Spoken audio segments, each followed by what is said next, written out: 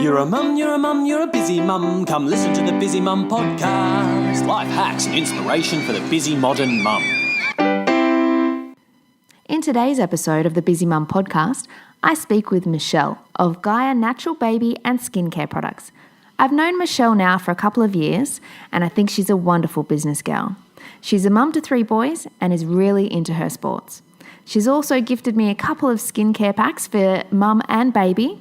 So check out my socials on how to enter the competition, and let's dive in. So hi Michelle, welcome to the Busy Mum podcast. How are you this morning? I'm good, thank you for having me on. It's such a beautiful day in Melbourne, so it's always puts me in a good mood for the day. Yeah, well, it was a bit raining a little bit like in Sydney, so we had the opposite of you. Oh, well, it's pretty normal that we have the opposite weather, I think, but we've had a really sunny winter for Melbourne, so It's been cold, but absolutely divine outside. It's just delightful. Awesome. I love the cold. Tell me a little bit about yourself, Michelle. Well, I do get told I'm a little bit quirky, a little bit weird, but that's okay. I'm okay with that. My favourite saying is embrace your weirdo. So that sort of, makes it okay. Mm-hmm. But I'm 45. I'm 46 this year. I'm a mother of 3 boys who are now teenagers, which is like having 2-year-olds again. So I have a 12-year-old, a 16-year-old and an 18-year-old. The 18-year-old is more like the 2-year-old out of all of them, but it's very challenging. I have a husband, 2 dogs and a business, and I am a volunteer for soccer, and I teach karate, and I live in organised chaos really. So yes, I think most mums do, but I was reading through all your answers and you do so much with your time. Yeah. So much. Why? I have one of those brains that sort of, it's curious, and I'm studying at the moment, and one of the things is to look at your personal branding and have a look at yourself and come up with some keywords to describe yourself. And the things I came up with, and I did this in consultation with other people, was curious, resourceful, and I'm a little bit crazy as well, but creative. So those are the 3 things that really describe me. As I'm a curious person, so I like to get into things and break them apart and look at things and help. I like helping out and seeing results and people grow and things grow and that side of things. So I think that just always leads me down a path of, well, what is that? Oh, yeah, I could contribute to that, or what do I get out of that? Or it's always sort of, I don't know, that's just the way I am. So do you always say, like, put your hand up to volunteer and then go, oh, I actually don't really have time to do that, but I'll try and fit it in anyway? All the time. And then I go, oh, I shouldn't have done that. How on earth am I going to get that done? That's okay. We'll work it out. They say, if you want something done, give it to a busy person. They'll always make time. So that's right. Yeah. So talk to me a little bit about your business. It's quite a well-known business. Yeah. So we're Gaia Skin Naturals. We have Gaia Natural Baby as our main brand. Most people know that over our adult and our men's skincare. And it was created way back in 2002. I had a child with eczema and had a lot of solutions for his skin. We lived on an organic farm, and we sort of sat back when the doctors were saying, we're just going to give you cortisone, and we were like, I think there's other options, and me being this curious was like, no, let's talk the options. And he's like, no, you don't have any. And I'm like, no, there's always options. So I sort of got a bit feisty after that and thought, right, what can we do? And we went home, and at that stage we lived on my in-laws' property. It was a certified organic farm, so we kind of got out the herbal books and started making little baths and infusions to go in Josh's bath. And he spent half his life in the kitchen sink, in these little herbal baths while I'm cooking dinner. Over these photos of him just, feet sticking out of the bath and while he's doing. We spoke to a lot of people, and Josh's skin started to improve, and people were sort of saying, oh, my sister's got my sister's brother, my auntie's cousin. Everybody was in contact with somebody else that had eczema. So we decided at that point, I was pregnant with my second child. I thought, oh, yeah, let's go and give that a go. Yeah, let's go and make a range.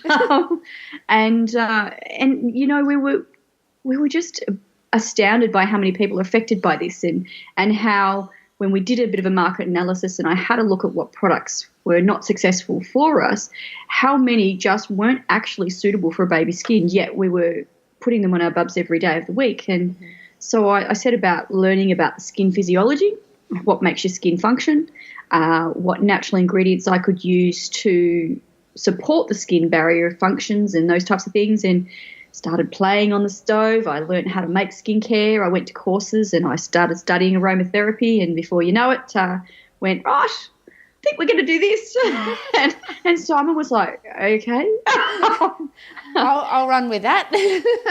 And he'd come home every now and then and he'd hand me, well, what's happening for dinner? And it doesn't smell like a roast, or it's like, no, there's lavender, and here's the menu, go and sort food.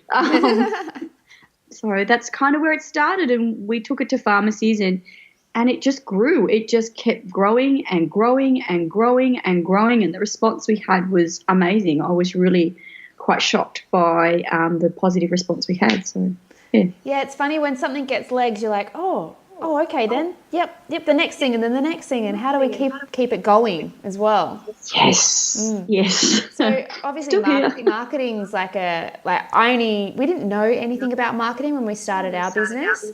Yeah. And people are like, oh, where's your marketing material? And we're like, what? What do you mean? So we had to learn that along the way. Were you in the same boat? Thankfully, my husband and I, Simon and I both run Gaia, and I have a background in marketing and Simon has a background in sales. So both of us kind of worked quite well. He's a hairdresser by trade as well, so we've got that all kind of mashed together. Mm-hmm. And I think I can sell ice to the Eskimos. So if I'm passionate about something, I'm very much out there talking it up and saying how, these things are really, really great. And this is why, and oh my gosh. And so I think we got such a good response because of that. And we were able to, I think the baby space is quite different to any other industry too. It's quite emotional. It's quite small.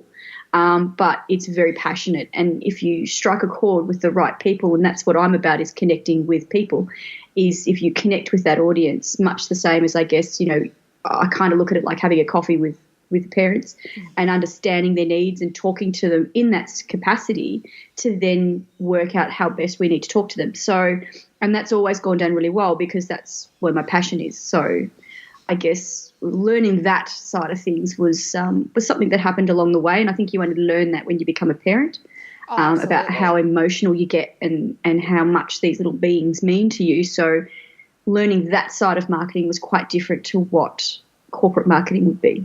Yeah, so do you find like with your marketing you need to obviously have real life families and babies in your marketing pictures and stuff? Well, the baby in our marketing is my son. So Max is now 12, but he's the predominant baby in all of our marketing. Yeah. And, I think he's not touched. Those photos are untouched too, by the way. They're not photoshopped. So we actually decided that all the photos that we used in our campaigns were going to be unphotoshopped because that's what a baby looks like. They have red cheeks. They have little red spots on their butt. They have other things that you go, what the hell is that little mark? Where did that come from? Whoops, I cut his nails too short. Oh, well, he's got, a funny finger.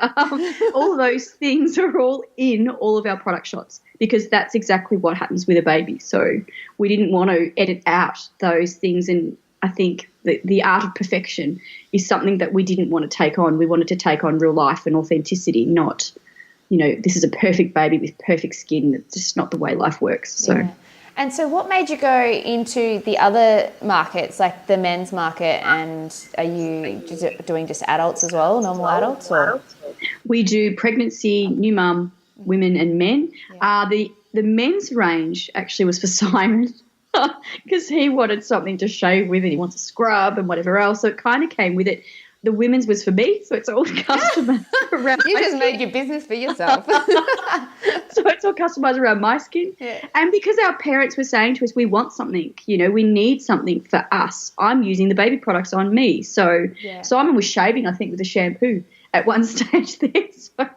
And he just didn't want lavender. He said, I don't want lavender-smelling products. So with the men's, it took me months to come up with that scent. Yeah. Months and months. I missed Father's Day, the launch. I missed all of that because you just got to get it right. Yeah, but, you just launch when you launch, and if it's in the wrong season, you call it a soft launch. Yes, exactly.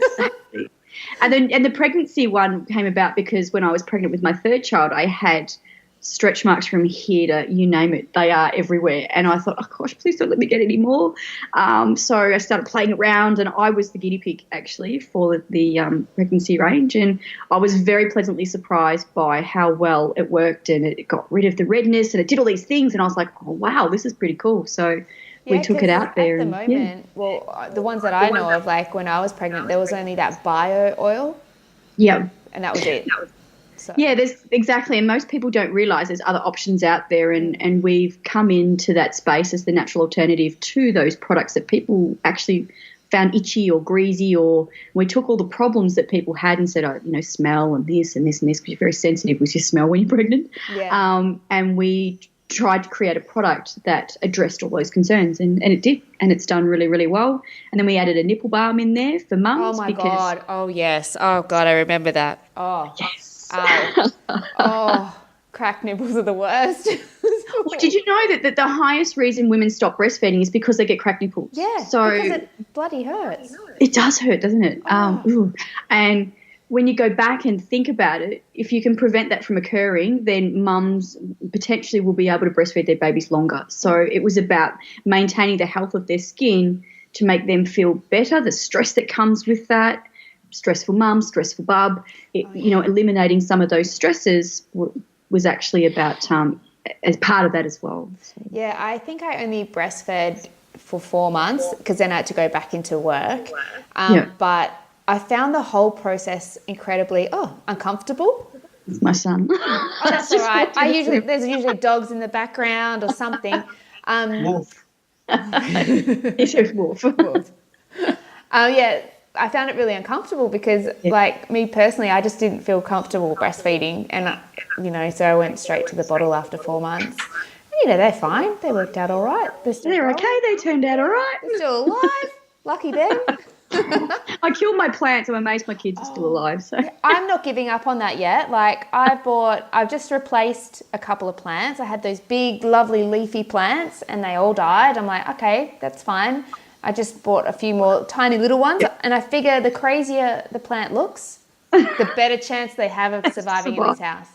So I go to Bunnings and I go, yep, that looks crazy, that looks crazy, that's crazy. If it's too pretty, no, it doesn't survive. It dies. Yeah, people always buy me plants as gifts, and they go, oh, my gosh, I've got this for you. It's hardy. They reckon you can't kill it. I'm like, give me time. Yeah, give me time. That's my response as well. So just describe for us a day in the life of Michelle. Oh, my gosh. My day is chock-a-block, is so full. So I start the day at about 6:30 in the morning with meditation. It's a really not negotiable thing for me. It keeps me centered. I like to start the day with quiet, but, 3 boys, it doesn't always happen. We can try. But so I start with my meditation session, shower, get my boys ready for school, so lunches, running from here, there, this one wants this and this one wants that, and I usually make them soup and stuff for lunch, so they take little thermoses. Oh, my goodness. Don't tell anyone, because actually it might set up some standard that's, But so I try to give them something healthy for lunch, and then I'm off to the office or I'm studying. So I'm kind of, first thing I sit down and look at my diary, because I've been known to look at that about 10:30 and go, oh, whoops, I'm supposed to be somewhere at 9. Whoops, I'm supposed to be, hi, yes, I do realise I had an appointment, so sorry. So I have to look at my diary before I do anything. And then I just get on with my day. So it could be studying, and in between studying I'll be doing the washing, down at the office having meetings, be it checking artwork, going through marketing plans. There's lots and lots of different things involved there. I'm always home for my kids after school, so I'm back at home by 3:30, 4 o'clock. Talk about how their day goes. I have a PT session in there somewhere. I get dinner organised, get my boys organised for sport. We're a big sporting house. And then I'll take one of them to sport. Then I'll go off to karate. I teach 2 nights a week and train 2 nights a week at the moment.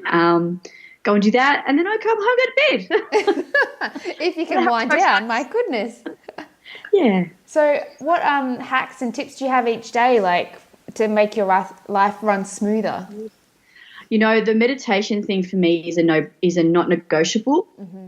There's certain things that I believe you need to maintain, and your health is one of them. And I know that from going down and from having quite a serious crash when Gaia was oh gosh, after Max was born. So we're probably about 8 years in, and I was doing so many things, and I got sick. I got quite sick mentally and physically, and I just couldn't get out of bed. It was at a point where I was just really unwell. I had 3 children, and Max was only a couple of months old, and I was struggling to just be. So health, I think, is something that you should never sacrifice, and self-care is not selfish. If you're not okay, then your babies are not okay, or your children are not okay. So that self-care is really, really important, and you know, have the massage and do those things that keep you sane. And there are days where I've been known to shut down everything, go up the mountain, because I live in the Dandenongs, up the mountain I go for the day, out I go, and not talk to a soul for the whole day. And I come back and there's a gazillion messages.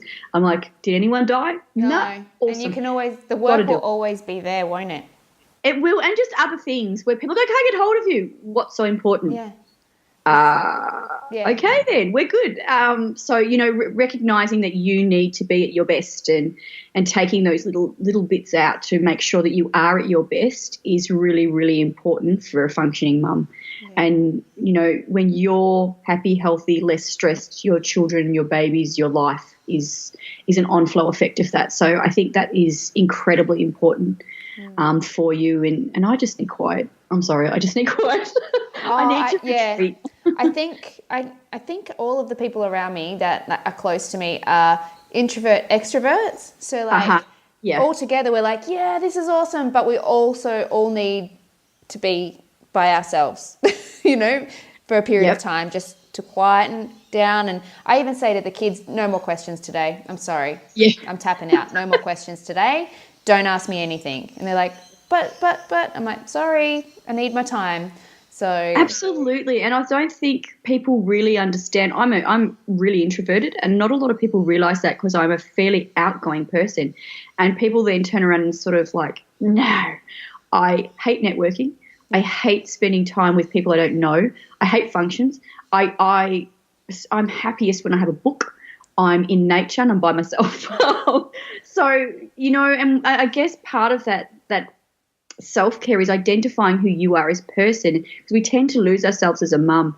We tend to focus so much on caring for our family that we kind of lose our own identity. And then one day we wake up and go, I need to get back to the gym and I need to do this. But we never really embrace who we are as people. And when being a woman in business, as you would know, there's a lot of pressure to be a power woman and this superwoman, which drives me insane.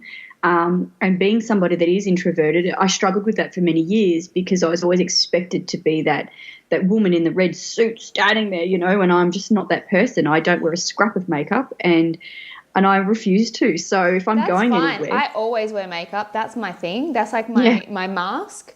I say to my girls, I got to put my face on. They're like, but you've already got a face on. You look so much better without makeup, Mum. And I'm like, oh, you're so lovely. Yeah. But I need it. And that's it. So embracing those things that are important to you, or not even that. I think we miss who we are, and then going, actually, I'm introverted. It's okay for me to say to people, actually, I don't feel like doing that. And when I started to have a little bit of self-love, I guess, and say, this is who I am. Take me or leave me, really, but this is who I am, and I'm going to embrace those as opposed to trying to be something different to meet this societal norm.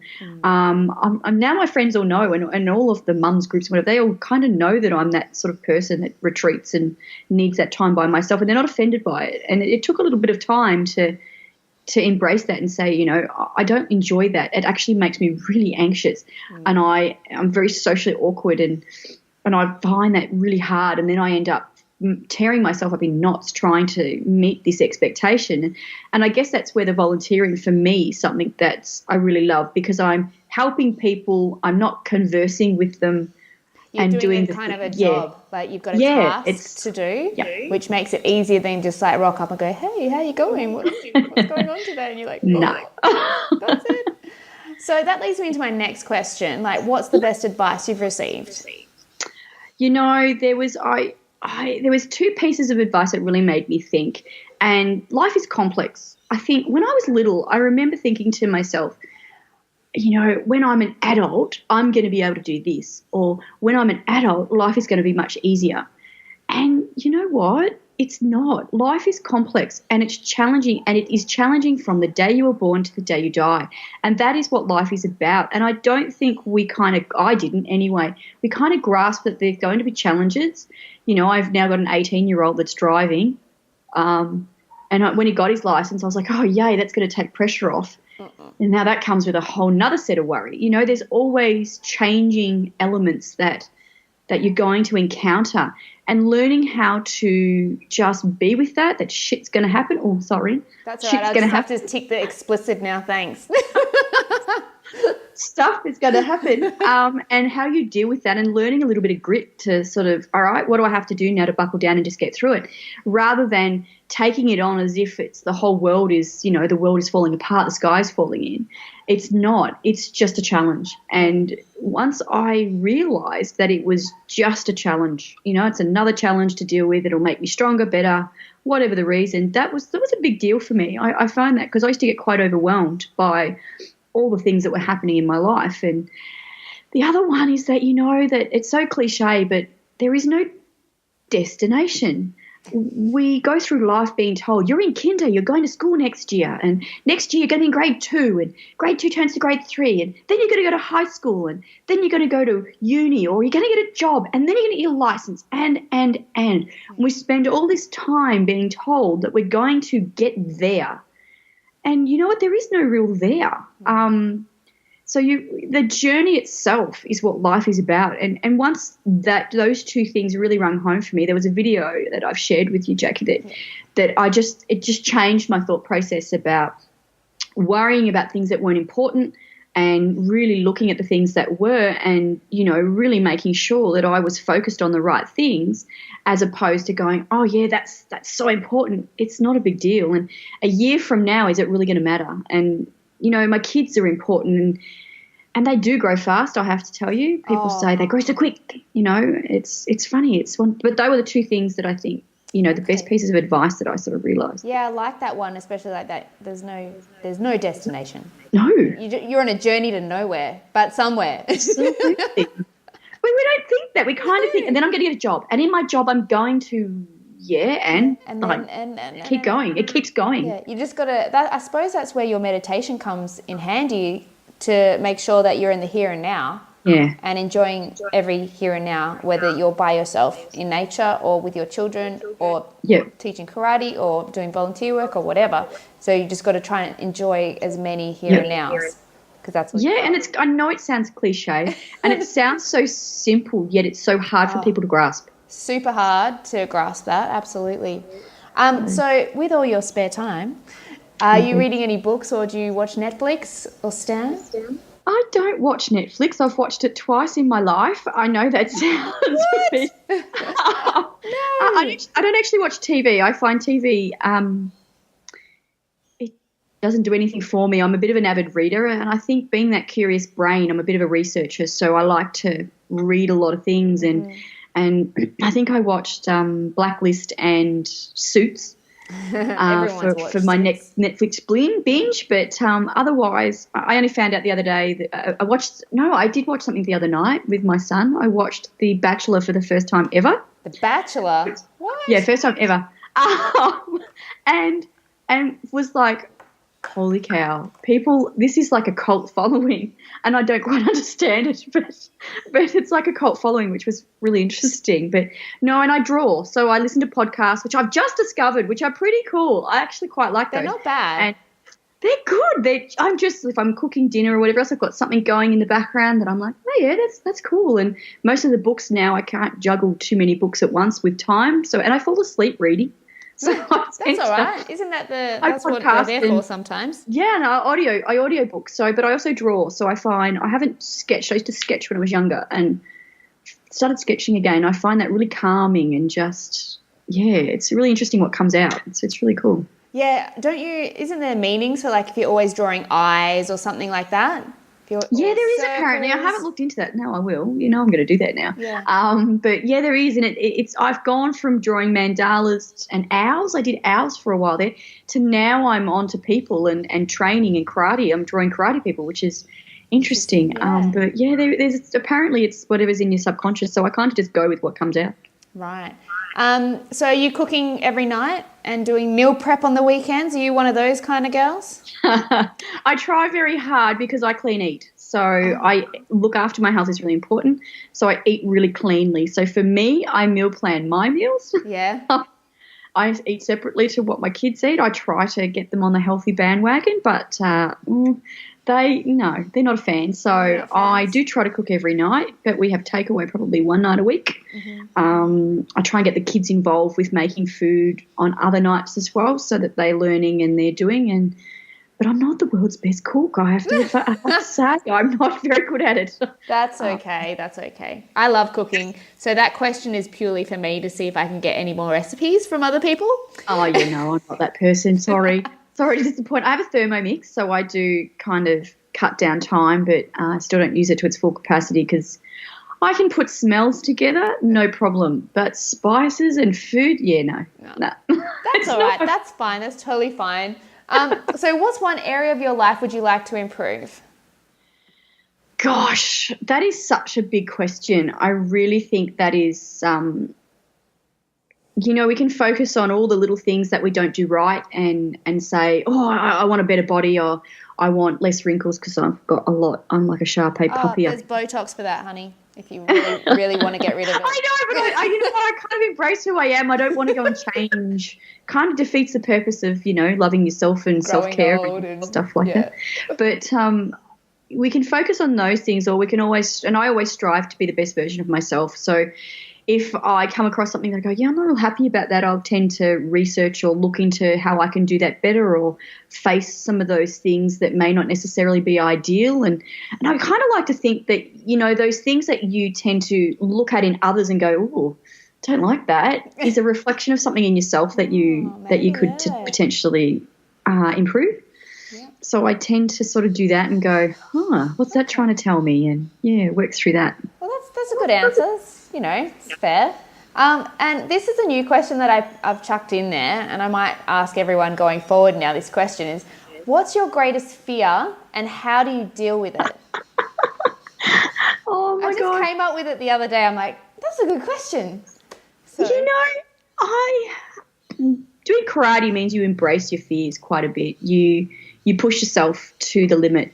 In fact, you push yourself beyond what you thought were your limits. So I guess facing fears is something that I've always been able to do, but I'm really scared of losing my teeth. I know that's crazy. And I've always taken care of my teeth, but I had to have a tooth removed. I'm really upset about it. So I've got 2 stitches in my mouth, and I'm sans a tooth. And I cried when I got to the dentist. I don't blame you. Like, I had all 4 wisdom teeth out. Like, I had the top 2 ones out in the chair, which was pretty full on. It's like crunch, crunch, straight out. I was like, ooh. And then I had the bottom 2 because they were attached to the jaw out while I was put under. And as they were putting me under, I thought, oh my God, am I going to wake up with a tube in my throat? And then I fell asleep. And then I woke up and there was no tube, thank God. So, I had them out. So I've had 4 teeth out because they were crowding my teeth and they weren't getting, It's a funny space. I know that it sounds really weird, and I'm sure there's something, that there's a meaning to that. But so I've missed this tooth, and I cried in the dentist chair. He's like, "Are you okay?" And I'm like, "I'm fine." I felt like part of me was missing, and I felt it's your tooth. I don't know. I just felt, and I'm still this today because it was only Wednesday that I had it done, and I had to work myself up to this event that was happening. I was really quite, and I came back going, I need to go and sit down and have a cup of tea. I need to just, I don't know. It's really one of those things that's I don't have a lot of fears other than that. Okay. I used to fear dying. Dying was something that. Yeah, I'm in that phase. Like, I'm not ready to die yet, and every time I think about it, it scares me, and I just don't know how to deal with it, so I just ignore it. Right now. That's a good way to go. Because once, if you die, you won't know. Like, it'll be. I just kind of hope it happens super quick. That's all I want. Super quick, just like a bus, boom, done, or something. I know, this is morbid. No, it isn't. I think a lot of people do fear that, and I did fear people around me dying. That was one of the things that I did fear quite a lot, and meditation helped that quite a lot. And I do fear my health will slide backwards. So I've got myself, it's taken me 5 years to get to where I am. I'm really healthy now, and my GP did my blood recently and was like, you haven't got anything out. Your vitamins, your everything I've never seen blood like it. And I'm like, well, that's what eating well does for you. Yeah. And I am petrified of going back down a road. So that's why I make self-care as such an important thing, is because it does. Yeah, and your teeth are linked to your health. They are. Actually, I had one person, I asked this lady, I think it was Lauren, I asked her what was the best advice she was given, and her dad said to look after your teeth. And I thought, oh, yeah, because of the health. And she goes, no, because a smile helps you get through life. And I was like, oh, I never even thought of that. I thought, because like if your teeth get rotten, it goes into your blood and blah, blah, blah. So I went down that path, but she told me the other path. I was like, oh, whatever works. Thank you, Jackee. I feel really good now about my teeth. They are. Your oral health is actually linked to your heart and other parts of your body. So it's really, really important to maintain good health in your mouth. Exactly. Okay, so we'll go on to the quick questions. I've got 3 quick ones for you, then I'll let you get on with your day. What websites have you signed up to recently that you actually find value in receiving their emails? I signed up recently to an iPhone photography school because I love taking photos. Photos is something that I really, really love to do, and I have an SLR digital camera, which is big and clunky, and I've got an iPhone X that takes an amazing photo. Apparently Samsung is better, but that's okay. So I signed up to this photography school to teach me these little tiny tips and hints on how to take a better photo. And holy cow, it's opened my mind to so many different ways to use my phone or my camera. And we take so many photos. I don't know about your photo, how many photos you have on your phone. About 4,000. Yes, yeah. I'm that person that goes out and says, oh, I just want to take a photo of my food. And the flower. And I'll just, there's a bird. Oh, what's that strange bug? Yeah, yep. Person. But I'm out in the garden on weekends kind of looking at what I can photograph and what I can see creatively. And this email gives me these tiny tips on how to get, so it's great. It's really cool. Cool. What's one piece of advice you would give your pre-baby self? Relax. Don't do it. Do it. That's the problem. Too much doing it. You are not the same person you are before your baby is born, and I think that's really important. People kind of have this process that says, I'll deal with that after the baby's born. I'll lose weight after the baby's born. I'll do this, so I'll eat what I like. I'll do this after the baby's born. But you are not the same. The moment that baby comes out, you don't think the same. You don't look the same. You never will. And just relax and roll with being a parent rather than stressing about all those things that we just can't control. And you're just not going to be the same person. You're just different. Yeah. Nothing will ever bring you back to being that person. Fine. It's good. You're a better person probably for that.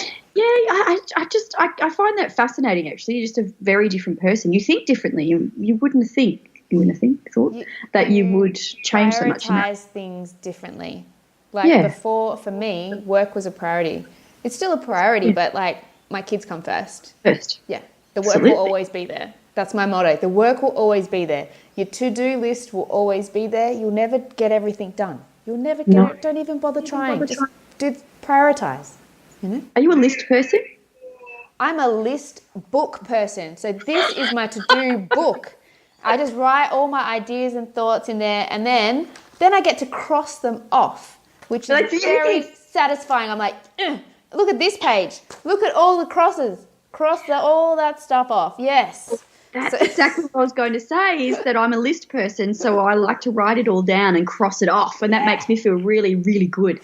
But, if you don't clean your house that day after having your baby, what's the worst that can happen? Whatevs.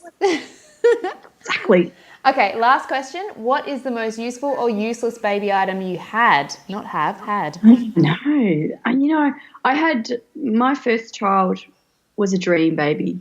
He slept through the night, and looking at all these women going, don't know what you're talking about. I know. And I had number 2 and went, oh, my gosh, what the hell is that? All he wanted to do was drink from my boob, and he used it as a soother, and I did not sleep. And, you know, I had a hammock. So I'd put him in this hammock and I'd put him out on the, it sounds bad actually. Put him out on the porch and just swing him around. Put him out on the porch in the sunshine and he was covered, he was protected. Had a net over him. I lived on acreage, so we had air and clean air and all that sort of jazz. And I used to sit him out there and it used to bounce by his movement. So it used to bounce and it would put him to lull him back to sleep so much so I could actually, you know, focus on being human. So that was one thing that I found indispensable was my hammock. He was in that until he could get out of it by himself. As for, you know, there's so many useless items out there now, I think. I look, because I do all the baby expos, and this is not, I hope I'm not offending anyone here, but there's a lot of things that I go. Can you give me one without giving away the brand name? Oh, I think those, you know, there's these cot rockers that rock cots, but apparently some people who have very colicky babies need those. Okay. Okay. I didn't, but I just thought, really? Oh, that's interesting. Like there's all those types of things that I sort of go, do we really need a bottle that will sit and stay in the child's mouth so they don't use their hands? I don't know. There's all these. Yes, they exist. What? What if they drown? Well, What if they move their head? Does it fall off or? I don't know. I'm just looking, going, okay, just feed your kid. Just feed your kid. Doesn't take that long. Well, sometimes it takes 40 minutes, but, you know, you just have to deal with it. But I'm sure there's method to the madness of some of these products, but I do question sometimes going, okay, I didn't need that. Yeah. Yeah. Awesome. Well, thank you so much for being a part of the show today, Michelle. I've really enjoyed our conversations this morning. Oh, thank you. It was so nice to chat and think. It makes me think about the things of, you know, being a mum and laugh about some things and go, oh my gosh, right, yeah. It's quite good. Exactly. Thanks for listening to this episode of the Busy Mum podcast. I hope you enjoyed it. You can follow me on my Instagram account, thebusymum_podcast, or on Facebook, which is The Busy Mum AU, or subscribe to my iTunes account, which is also The Busy Mum Podcast. This episode is brought to you by Australia's newest ladies' leg shaving brand Pins. Perfect pins, pits and private bits don't have to be neglected this winter. Maintain your hair and enjoy soft, smooth skin. Check out the website today, www.pins.com.au.